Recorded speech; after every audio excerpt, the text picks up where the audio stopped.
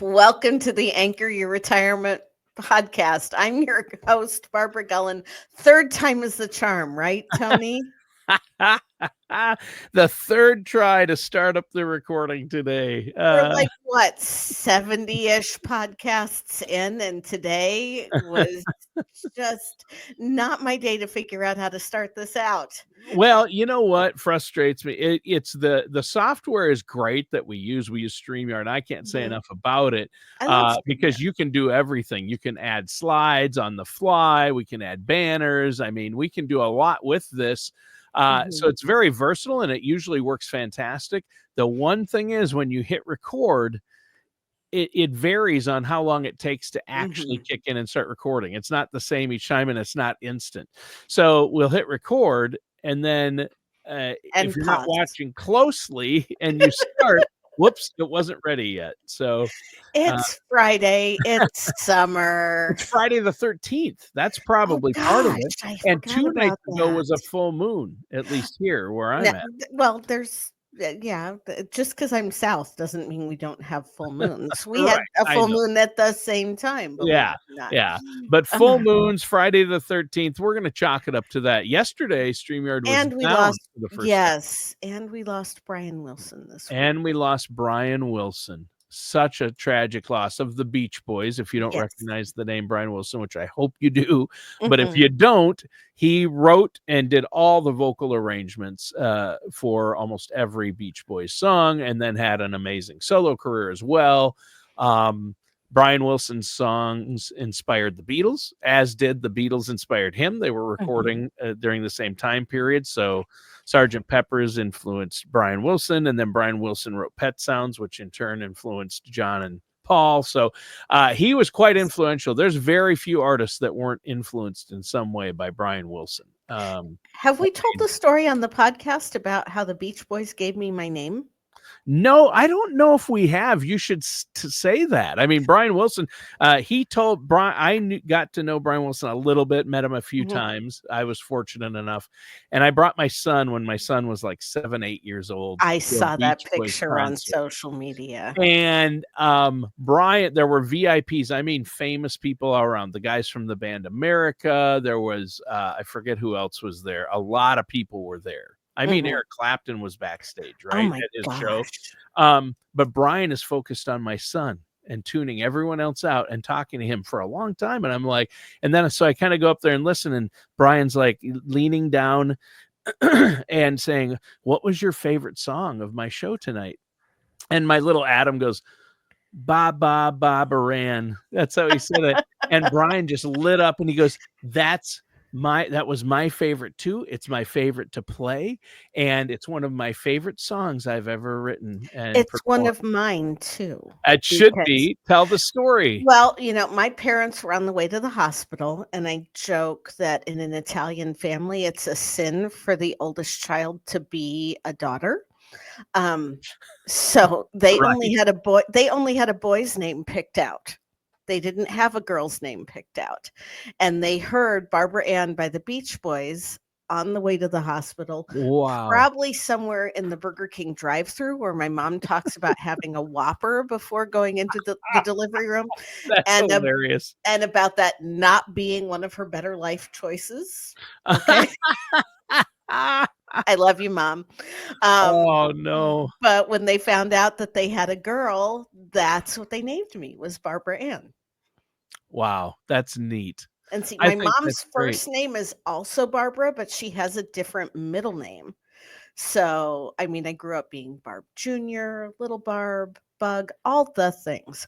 But yes, the Beach Boys gave me my name. That's awesome. Well, that's great. Brian Wilson has a lot of meaning for both you and I, and I'm sure other people out there too grew up with those songs or enjoy his music. That's fantastic. In my opinion, the greatest thing he ever did was the song "Good Vibrations." I mean, if you listen to that song, the instrumentation and that is an amazing song. Took him 3 months to record it all on one song. He spent 3 months solid on one song. And he had I remember he had you should watch the documentaries about Brian's life. he had a sandbox built in the middle of his living room and put his grand piano in the sandbox so he could feel the sand on his bare toes while he wrote songs to inspire him for some of I love the great that. songs. Yeah. True story. Crazy. He had I there's a love lot of great Brian Wilson stories. But hey, you mentioned something there I didn't know. So do you know what the name would have been if you had been a boy that they had picked out? I would have been David Michael. Oh, I like that name too. David Michael. Great Mhm. strong name. Yes. Yeah. So, and They got the Michael interestingly, in there. Good Italian. Yep. well, I'm just glad they didn't pick Vito or Vince Oh because yeah, they're Vinny. or Oh yeah. Nicholas. There are a lot of Oh those yeah. in my Nick. family, you Nick know. and Vinny. Uh-huh, and then my great-grandmother's name was Ripalta. So, Oh, there's could have went Paula, that there's way. Paulette, there's various feminine versions of the name Paul in Yeah, my sure. family. So, Yeah. I joked that if you ever wanted to get everybody's attention at a family reunion, you'd call out, "Hey, Vince, hey, Nick," or "Hey, Paulette," and it worked. Yeah. So but It's amazing. we're not here to talk about my family names. There you go. No, we're not. We're here to talk about federal employees and kind of an update there. We were talking before the show. What a fiasco the whole Doge thing has It been. it really has been, there are so many people and, federal employees, we love you. We are so sorry that some of this has happened the way it has. They kind of went in with a chainsaw when really it should have been more of a scalpel to Yeah. look at the positions that needed to be eliminated. And even people who had been working remotely for years that were hired as remote workers that all of a sudden were finding out that they had to report to offices. It's been very, very chaotic for them, Yeah. and even now there's still a lot of I would call it destabilization. Well, yeah, um because now aren't they asking some of the people that were cut to come back or they sending out are. what did you tell me before They the are. show? The Department of Education, a judge mandated that 1,400 employees that were recently terminated be brought back Wow, from the Department of Education. from the Department of Education. The IRS is now saying that they need to hire 11,000 people to maintain the phone support for the 2026 tax filing season.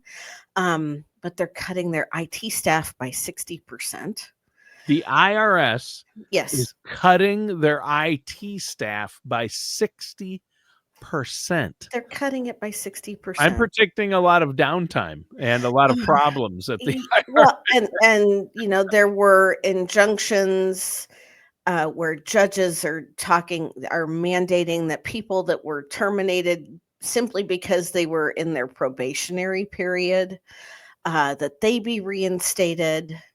Um, the Veterans Administration is looking at some staffing cuts, which is not the place where we need to be cutting staff, and Oh, not it the it's not VA. it's not the patient-facing positions, but are more those support positions that they're Which looking are at the cutting. backbone, It right? They I mean, are because, okay, we're gonna cut schedulers, so somebody's gonna have to sit on hold for 2 hours to get their appointment scheduled, and they won't be frustrated at all when they get on the phone with somebody.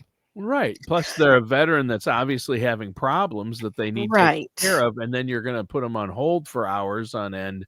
Not a great look. I mean, obviously, we're all for cutting spending. I mean, we're for fiscal We are. responsibility. I know you especially are.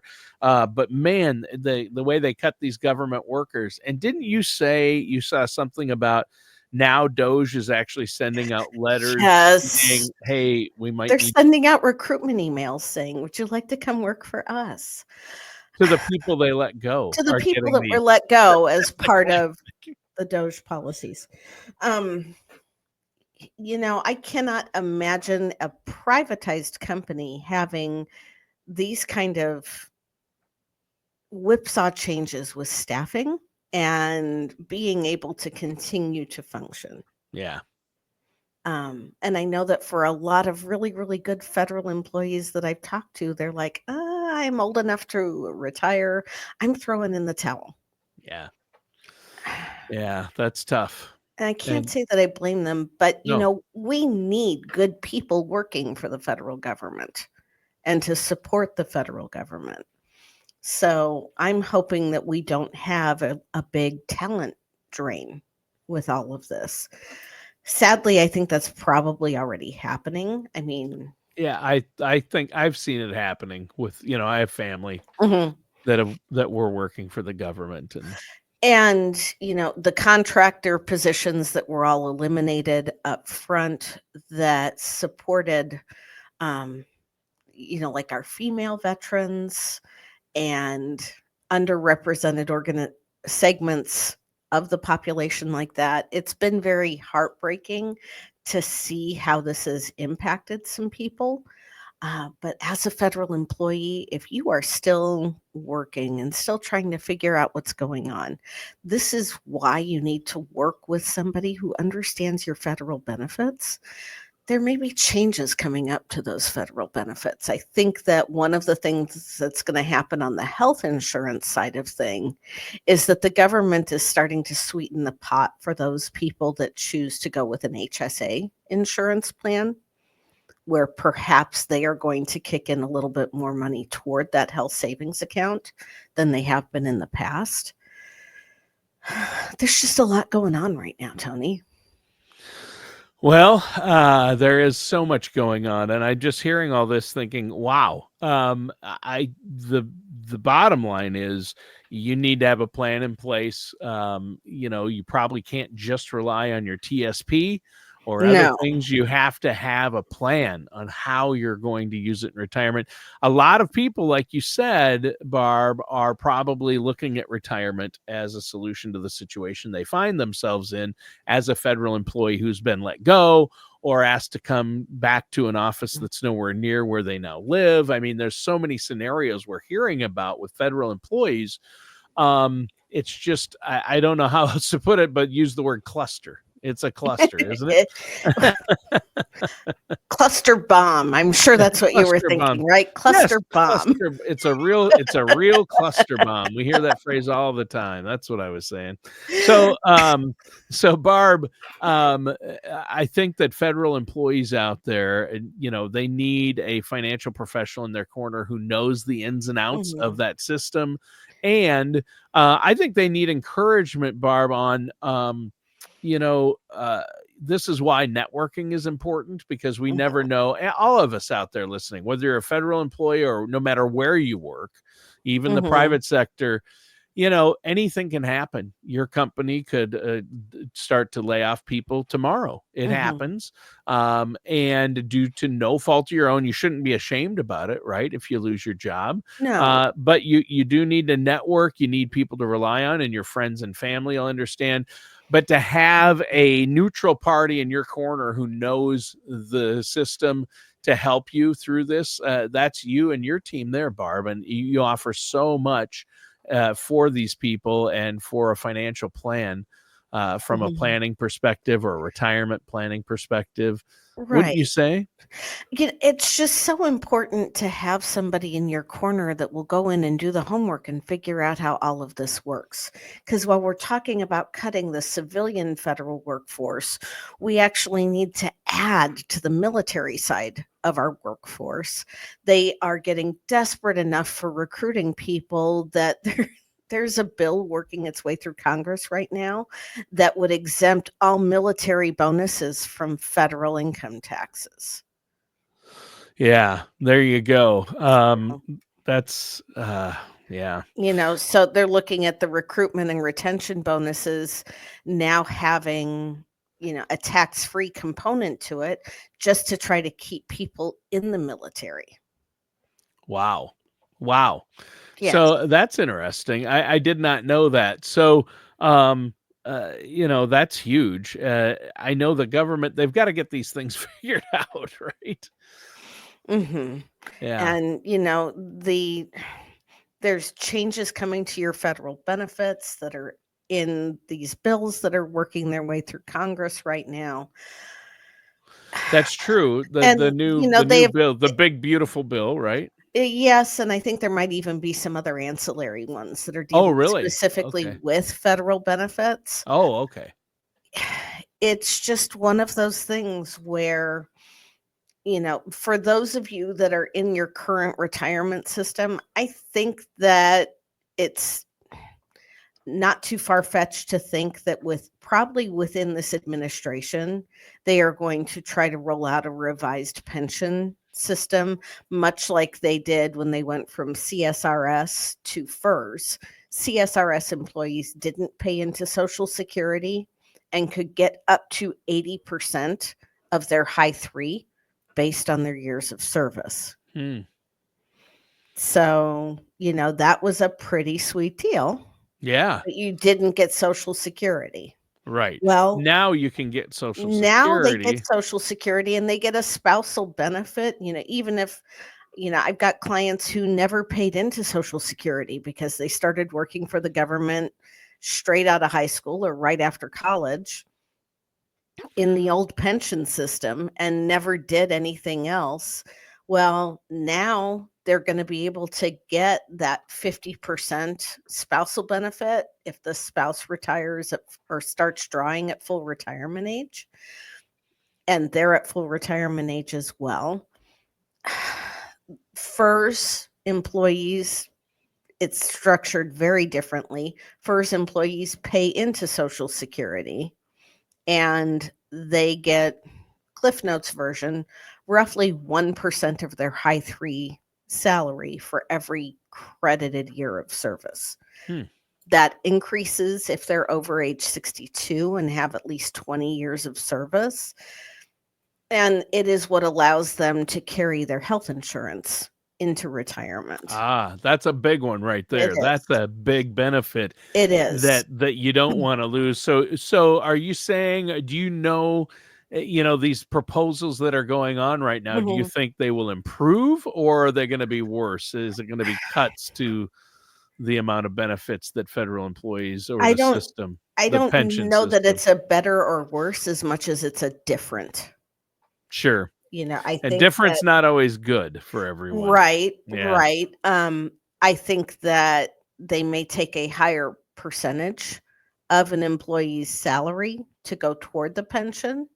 I think that their pension calculation might end up being less favorable than the FERS pension calculation is. Um,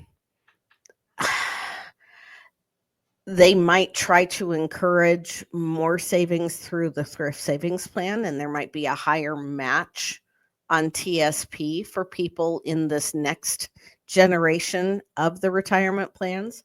Because those who were in CSRS, the federal government didn't match TSP contributions. First, they match your agency puts in 1%, and then they match the next 4%. So the government is contributing a total of 5% into your pension when you're participating at least a 5% contribution rate. Yeah. There's just a whole lot to look at with a whole lot of moving parts.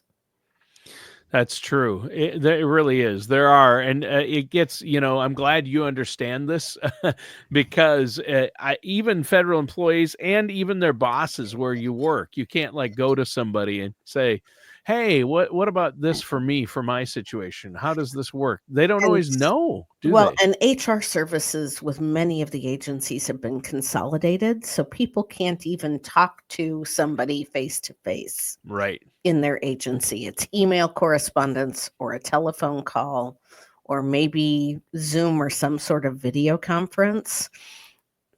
There are very few agencies that have an adequate HR staff on site to Yeah. accommodate the employees that are there. Yeah, and that's not good, especially with a system as complex as this and a lot of moving parts and things changing as of now, and a Mhm. lot of people saying, "Oh, I'm going to retire," or "I'm being forced to retire," or Mhm. knowing what you should do and what you have and what benefits you're eligible for is key. Don't go this on your own. Don't go it alone, No, right? no. I mean, I have a longer term federal employee that's been a client for a while, Mhm. and her husband is retired military, and she's trying to figure out whether or not her husband should get a survivor benefit on her pension. Hmm. That comes down to cash flow. He doesn't need it for the health insurance because they're on TRICARE. But, what does your cash flow look like? There are so many moving parts when it comes to retirement that I don't know how somebody does this without getting professional help. Yeah. And when it comes to professional help, you want to work with a fiduciary, a trusted Mhm, financial professional, a mhm. wealth advisor like yourself. And Thank I know at BG Wealth Advisory, you have a mhm. great team assembled there, and you've been doing this a long time, and you love helping people. So I do. before we go, let's encourage our listeners out there and viewers to give you a call to set up a meeting that's a consultation that's no charge, no obligation, Mhm. just to get to know you, you know them, and look at their situation, and then run some reports for them. And then from there, see if they want to work with you further and put a plan Right, in place, right? right. Yep, you can go to our website, bgwealthmanagement.com, and hit the Contact Us button and fill out that form, or you can call our offices at area code 913-553-6222. Select option 4 for appointments and scheduling, and Christina or another member of our team will help get you on the calendar with either myself or one of the other fiduciaries in our office. Everybody has a pretty good working knowledge of how your federal benefits function and how to help maximize those. And we consider it a privilege to be able to help you sort these things out. Yeah, I think that's great, Barb. Well, a great show today. Important stuff. Federal benefits and federal employees have a lot going on They with do. these things. They do. So, and with their jobs, and we'll keep them updated. I love how you stay on top of this news for them and what's going on out there. Barb, great show. And we'll be back again next week with some more great information and financial tips and strategies. Have a great Mhm. week, everybody. Thanks, Barb. And that does it for today's episode of Anchor Your Retirement with our host, Barb Gullen. We'll see you soon.